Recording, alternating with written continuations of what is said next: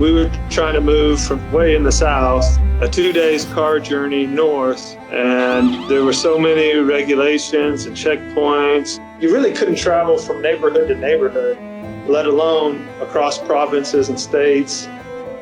On the one hand, there was the COVID anxiety, and then we had a coup. The military overthrew the government. We started hearing from people that, like, basically because of the coup, a lot of the people who take money at the toll gates between the provinces on the highways went on strike. And so we suddenly thought we might be able to drive this thing.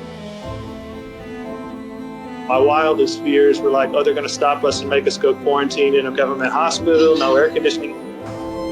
Well, so the first time we drove, it was like driving under normal times. We didn't see a lot of soldiers on the road. There were no COVID checkpoints. So the curfew's at 8, and we got into the house at like 7:45. There was a knock at the door, and it was the military. He said, we're going to lock you in now. They had their own padlock, their own key, and they put a big sign up on the gate, COVID quarantine. Nobody goes in, nobody goes out.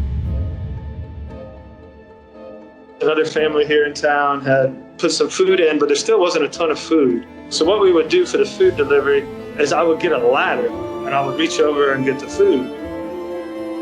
And, after a couple of days of just being in the house, I was really curious about our new neighborhood and I couldn't see much. And so then I took to read my Bible up there in the morning. I had a lot of interactions with people because people would stop and be like, what are you doing on the ladder?